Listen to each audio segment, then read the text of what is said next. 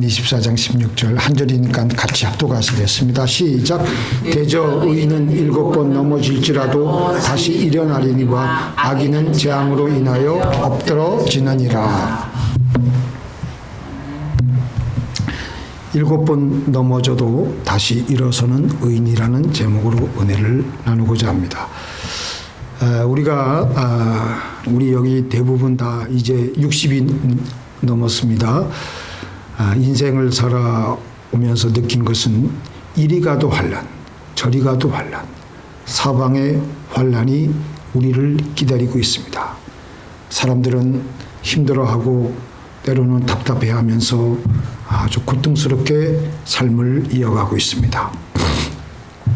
한 몇 해 전에 한국 예비군 부대에서 총기 사고를 일으킨 한 예비군 병사의 유서에 이렇게 기록되어 있습니다. 이 병사가 많은 고통을 가지고 있었던 것 같아요. 언제부터인가 모르겠지만 왜 살아가는지 모르겠다.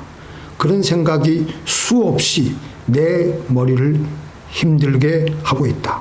무슨 목적으로 사는지도 모르겠고 그냥 살아있으니까 살아가는 것 같다. 하기 싫고 힘들고 그럴 땐 잠이라는 수면을 하면 아무 생각도 안 나고 너무 편하다. 깨어있을 때 모든 것들이 부정적으로 보인다. 내 자아감, 자존감, 나의 외적인 것들, 내적인 것들 모두 싫고 낮은 느낌이 밀려오고 그렇게 생각한다. 죽고 싶다. 영원히 잠들고 싶다. 사람들을 다 죽여버리고 나도 죽어버렸으면 좋겠다는 생각이 강박증으로 되어간다. 나의 늙어가는 내 모습이 너무 싫고 나의 현재 진행형도 싫다. 그래서 후회감이 밀려오는 게 GOP 때 다 죽여버릴 만큼 더 죽이고 자살할 걸 기회를 놓친 게 너무 아쉬운 것을 놓친 게 후회된다. 아쉽다. 내일 사격을 한다. 다 죽여버리고 나는 자살하고 싶다.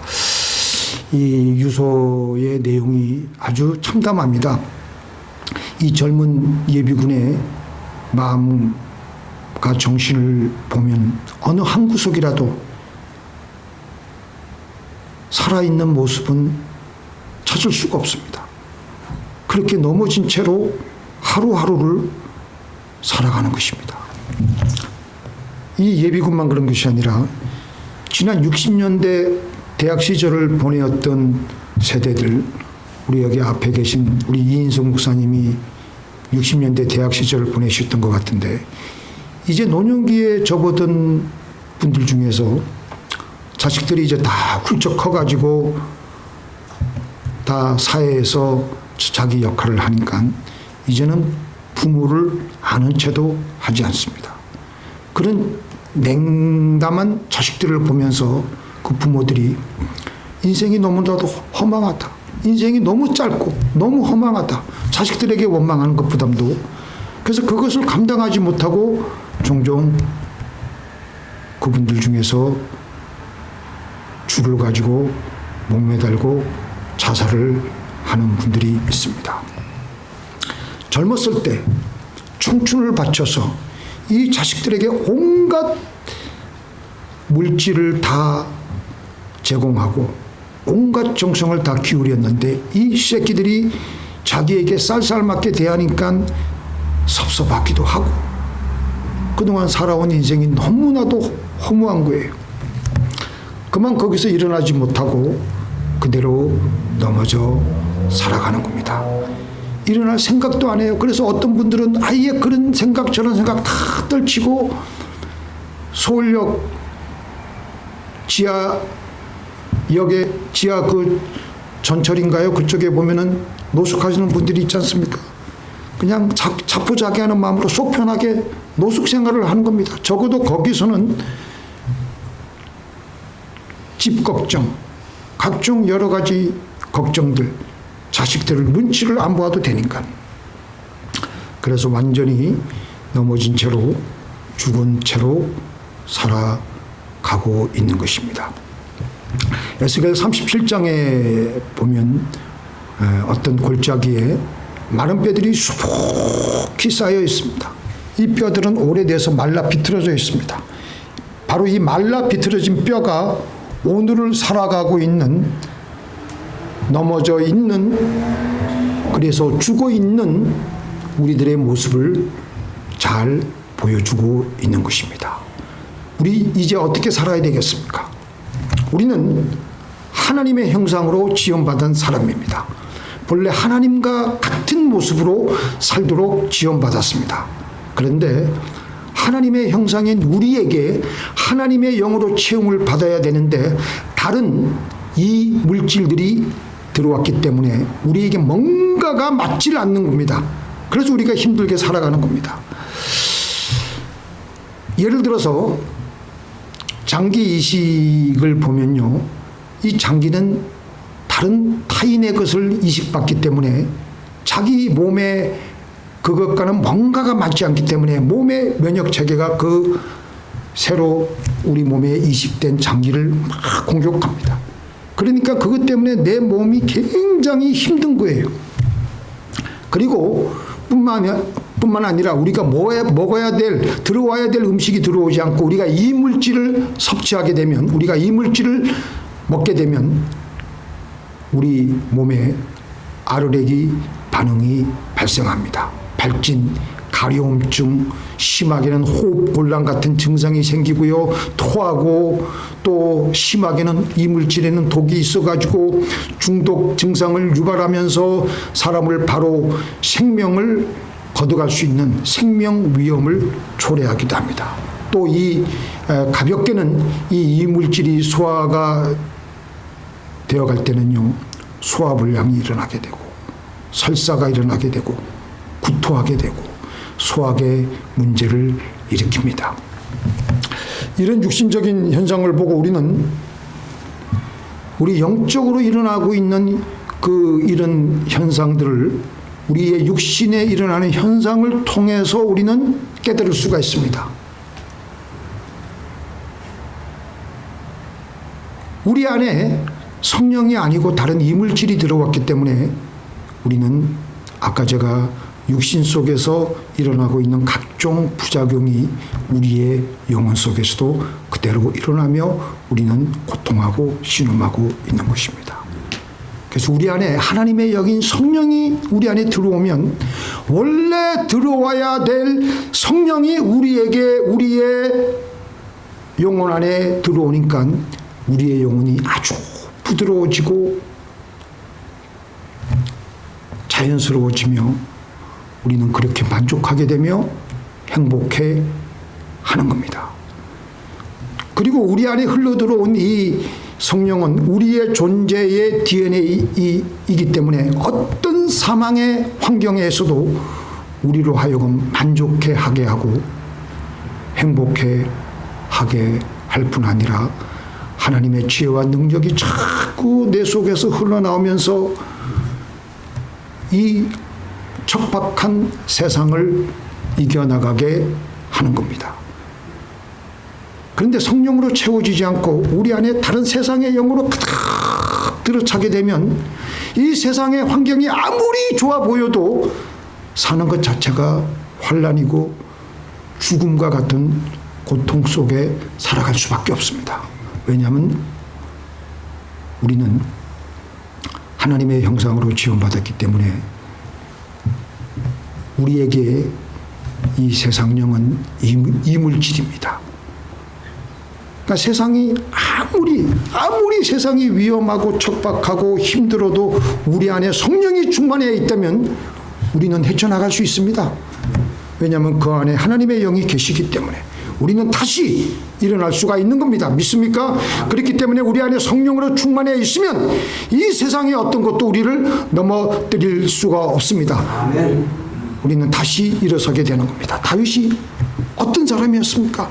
하나님의 축복과 성공을 어마어마하게 받은 사람입니다. 그러면서도 그 축복과 성공을 받기 전에 축복을 받으면서도 인생살이를 보면은 다윗이 엄청나게 어려움과 힘듦 속에 환난 속에 계속해서 그는 쫓기다시피 하면서 살았습니다. 우리아의 아내 밧세바를 범하고 또 한 그 죄를 감추기 위해서 우리아를 죽이기 위해서 살인 모사를 하고요. 이런 엄청난 죄를 졌던 사람이었습니다. 그 후가로 하나님의 심판을 받아서 쓰러지고 넘어지게 되었는데 그 아들 압살롬이 반역을 하고 그래서 다윗이 백주에 신발도 제대로 못 신고 쫓겨나다시피 했습니다. 그럴 때 다윗이 이렇게 기도했습니다. 하나님이여, 나를 주 앞에서 쫓아내지 마시오며 주의 성신을 내게서 거두지 마소서. 왜 그러냐면요, 다윗이 평생 신앙생활을 해오면서 살다 보니까 내 안에 성령이 없으면 나는 아무것도 아니라는 걸 자기가 아는 거예요. 힘도 쭉 빠지고 마른 창작보다 더 못하다는 것을 자기가 아는 거예요. 완전히 넘어진 채로 살아갈 수밖에 없다는 것을 알기 때문에 이 구렁텅이에서 내가 살아날 길은 하나님이여 주의 성신을 내게서 거두지 말아 주시옵소서. 그렇게 기도하는 거예요. 하나님의 형상대로 지음받은 자기에게 이 하나님의 영이 없으면 자기는 껍데기에 불과하다는 것을 잘 알고 있었던 것입니다. 오늘 우리 본문 말씀에서 의인이 나오죠. 대저 의인은 7번 넘어질지라도 다시 일어나려니와 악인은 재앙으로 인하여 엎드러지느니라. 이 의인은 우리는 다 죄인들입니다. 우리는 어쩔 수 없는 죄인들이에요. 우리 안에 그 로마서 3장 23절에 보면은 의인은 없나니 하나도 없다 그랬습니다. 우리는 다 어쩔 수 없는 죄인들인데요. 그런데 우리 안에 하나님의 영으로 들어차서 하나님과 같이 살아갈 수 있는 사람들은 의인이 된 것입니다. 우리가 잘나서 의인이 된 것이 아닙니다. 하나님의 영으로 가득 들어차서 하나님의 의로 의인이 된 것입니다. 근데 의인과 악인이 살면서 똑같이 이 세상에서 고난을 받아요.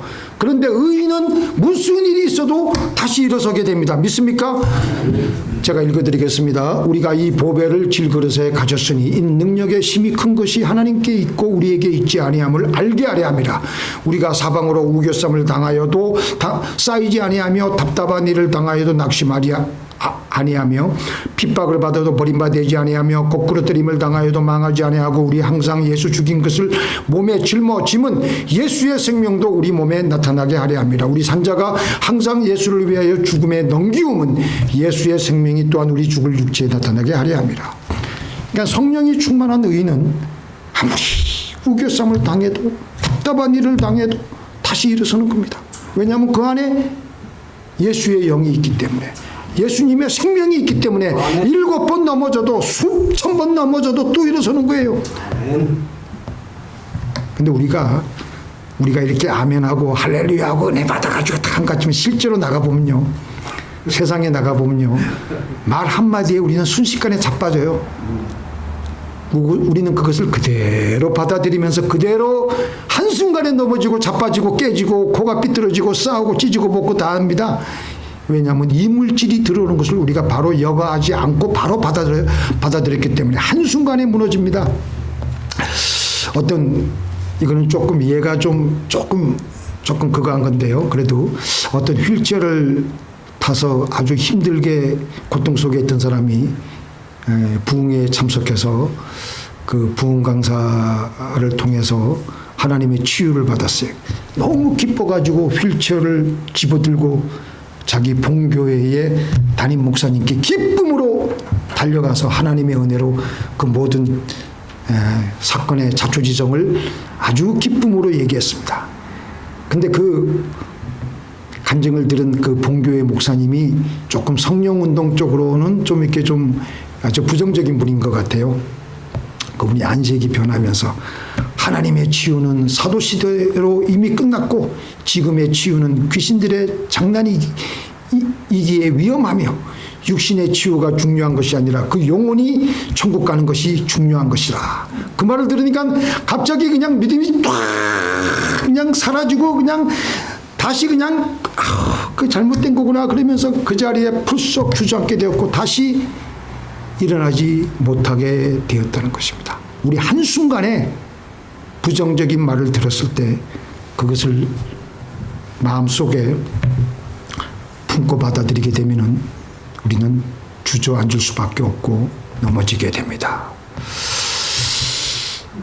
근데 우리가 그렇게 기진맥진하다가도 다시 기도하며 성령으로 충만하게 되면요, 우리는 다시 일어설 수 있습니다.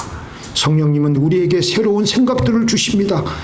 하나님의 생각이 우리 안에 가득히 넘치게 될 때 그런 불신앙적인 생각들은 온데간데 없이 다 사라지게 되고 우리의 마음이 맑고 밝고 환해지게 되는 것을 느끼게 되지 않겠습니까? 아주 어두운 소식인데요. 제가 미국에 와가지고 그때 제가 아주 힘들게 바쁘게 보내던 때였는데요. 1983년이었습니다. 그 당시 제가 UC 얼바인에 학교는 나가지는 않았지만 UC 얼바인에 있는 학생들하고 많이 어울려 다녔는데, 그러면서 그때 제가 뉴스를 보니까 한국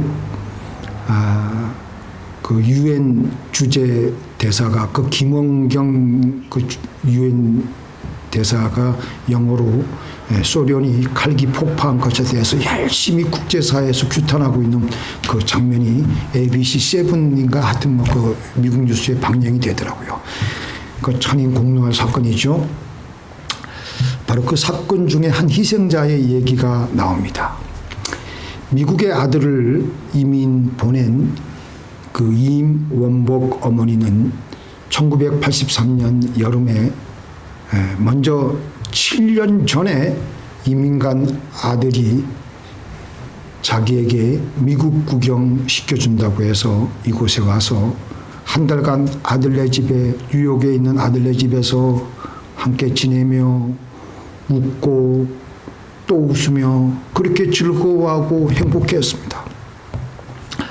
바로 이 어머니가 이제 1983년 9월 1일 대한항공 007편으로 007편을 타고 다시 이제 한국으로 돌아가는 중에 소련으로부터 피격을 당한 비행기의 승객이 되었던 것입니다. 그렇게 해서 먼저 하늘나라에 가시게 되었습니다. 그 아들이 그 당시의 사건을 너무나도 생생하게 기억하는 거예요.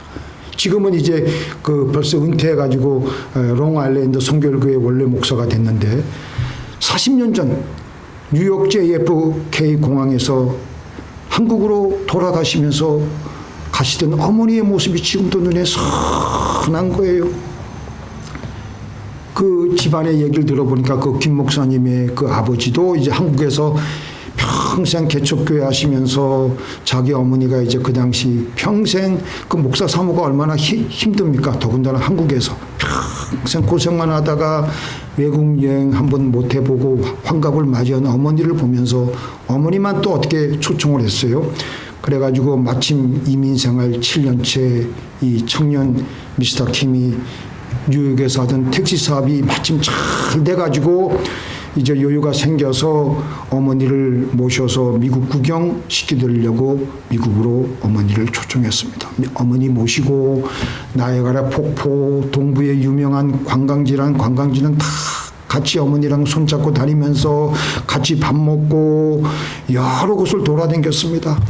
그 당시 이 미스터 킴은 30대 중반이면서 아이들은 아직 올망졸망한 그런 때였습니다. 그 당시 그때를 해고하면서 이렇게 말합니다. 우리 애들도 그때 할머니의 모습을 아직도 기억하고 있습니다. 어머니 손을 잡고 온종일 좋은 거 보러 다니고 같이 밥 먹고 웃고 고생했던 이야기 나누다가 다시 울기도 하고 그렇게 한 달을 함께 했다고 김 목사가 지금 해고하는 거예요. 그 어머니 임원복 사모는 뉴욕에 자기 아들 집에 같이 한 달 동안 있으면서도 새벽기도 한번 빠뜨리지 않고 늘 기도하고 성경 읽고 그렇게 행복한 아들네 집에 와서 행복한 한 달이 지나고 한국으로 돌아가는 날이 되어서 JF 공항으로 향했습니다. 출국장에서 어머니가 아들의 손을 꼭 붙잡고 얘야 너 하나님께 한 약속은 지켜야 되지 않겠냐. 그러니까 이 미스터 킴이 이 청년 미스터 킴이 이렇게 얘기하는 겁니다. 어머니 사업 조금만 더 하다가 제가 정리하고 그렇게 하도록 할게요. 계속 기도해 주세요. 그렇게 답하고 어머니를 이제 한국 비행기에 태우고 그게 이제 마지막이었다고 말했습니다. 다음 날 새벽에 한국에서 급하게 새벽녘에 전화벨이 울렸는데 한국에 있던 아버지로부터 칼기 피격 소식을 그때 듣고, 그 날벼락 같은 소식이지 않습니까? 그때 그냥 흐르는 눈물을 주체할 수 없어가지고 아버지에게 효도관광이 불효가 됐다는 자책감에 아버지 죄송합니다. 그러니까 그 아버지가 오히려 그 아들에게 뭐라 그러는 게 아니라 괜찮다. 가장 좋은 때에 하나님이 너희 어머니를 데리고 가셨다. 오히려 그를 위로해 주는 거예요. 그때부터 그는 어머니의 당부대로 목회자의 길을 걷게 되었습니다. 그 피격 사건이 발생한 지 8년 후 김 목사는 선교를 위해 처음으로 러시아 땅을 밟았고, 그리고 어머니가 묻혀 있을 사할린 섬 그 앞바다에 또 방문했다고 합니다. 제가 왜 이 이야기를 여러분들에게 소개해 드렸냐면요, 이런 환란이 다가왔을 때 한국에 있던 아버지 목사님은 자책하고 있는 그에게 괜찮다. 하나님이 가장 좋은 때에 데리고 가셨다. 라고 하며 오히려 아들을 위로하는 것 같아요. 근데 보통 세상 사람 같으면 뭐라 그러겠습니까? 네가 왜 어머니를 그때 마침 초청해가지고 이런 일이 벌어지게 하느냐. 초청하지 않았으면 이런 참변도 없었을 것 아니냐라고 하면서 원망하며 자기도 주저앉고 아들도 주저앉겠을 겁니다. 그러나 그들에게는 성령이 흘러들어가 있었기에 어떻게 해서든지 좋은 생각만을 하게 하는 겁니다. 그래서 넘어져도 또 일어섰던 것입니다. 그래서 하나님과 같은 삶으로 세상을 이기며 살게 되는 것입니다. 하나님의 형상대로 지원받은 우리에게 가장 중요한 것은 하나님의 영입니다. 하나님의 영으로 체험받아서 하나님처럼 살다가 행복하게 살다가 천국 가는 겁니다. 우리가 무슨 세상에 미련이 있어서 그렇게 뭐 세상에 여러 가지 좋은 것 추구하고 쫓고 세상 영을 우리가 채운다고 한들 뭐가 좋겠습니까? 사도 바울이 1차 전도 여행을 하면서 유대인들이 던진 돌에 맞아서 거의 죽음에 이르게 되었습니다. 사람들이 죽은 줄 알고 사도 바울을 성 밖으로 내쳤습니다. 그때 제자들이 달려와서 사도 바울의 그 시신을 놓고 둥그렇게 앉아가지고 하나님께 간절히 기도하니까 하나님께서 그를 다시 일으켜 세워주셨습니다. 그런데 일어난 사도 바울은 그냥 그것을 피하는 것이 아니라 자기를 돌로 친 그 성 안으로 그 유대인들에게 다시 들어가는 거예요. 다시 7번 넘어져도 다시 일어서는 것이 바로 이 성령의 능력인 줄 믿습니다. 1791년 11월 4일 워싱턴이 이끄는 군대가 세인트 클레에서 아주 그냥 완전히 그냥 끝장날 정도로 대패를 했습니다. 그런 상황 속에서 워싱턴 장군이 전혀 굴하지 않고 오히려 평온한 모습을 유지하자 그 밑에 참모가 장군님, 우리는 이제 끝났습니다. 우리 이제 더 이상 소망이 없습니다. 그러니까 그때 워싱턴 장군이 차분하게 뭐가 걱정이냐? 이 교도 하나님 손 안에 있고 저도 하나님 손 안에 있는 것을, 그러면서 워싱턴 장군은 주저앉지 않고 다시 일어서서 마침내 미국 독립을 완전히 이루어냈던 것입니다. 욥이 뭐라 그랬습니까? 욥은 동방의 거부 아니었습니까? 동방의 그리고 의인이었습니다. 하루아침에 그 수많은 재산, 그 자기에게 딸린 수많은 아들, 딸들 다 그냥 일시에 다 날아갔습니다. 그때 욥이 한 고백이 뭐였습니까? 주신 자도 여호와시요 취하신 자도 여호와시니 주 여호와의 이름을 찬송할지니라. 그런데 그 광경을 지켜보고 있던 그 욥의 아내는 뭐라 그럽니까? 이래도 당신이 믿는다고 말할 수 있느냐? 하나님을 욕하고 죽으시오. 이 물질인 세상의 영, 어둠의 영이 우리 영혼에 들어오게 되면 우리는 생각 없이 받아들이게 되므로 이 물질이 우리로 하여금 독을 뿜어내기 때문에 우리로 하여금 자포자기하게 하고 하나님을 욕하게 하고 파괴적이 되면서 우리는 정말 망하게 되고 죽게 되는 것입니다. 그래서 우리는 결론적으로 안전하서나 뭐를 해야 된다고요? 성령 주시옵소서. 방언할 수 있는 사람은 수시로 방언하시고, 방언도 그래요. 우리가 하는 기도도 그래요. 처음에 우리가 하는 기도는 10분, 20분은요, 우리가 올려드리는 기도예요. 그때는 우리가 방언 받을 그릇을 우리가 만드는 것 같아요. 제가 볼 때는. 한 2, 30분 딱 기도하면 그때부터 위로부터 임하는 성령이 내려오는 것 같아. 막 성령이 막 그냥 갑자기 팍 터지면은요, 너무 기분 좋은 거 있죠. 성령을 주시옵소서, 성령을 주시옵소서. 그렇게 구하는 거예요. 이렇게 해서 우리하고 딱 맞는 원래 있어야 할 영이 우리에게 들어오므로 우리는 사는 게 행복한 겁니다.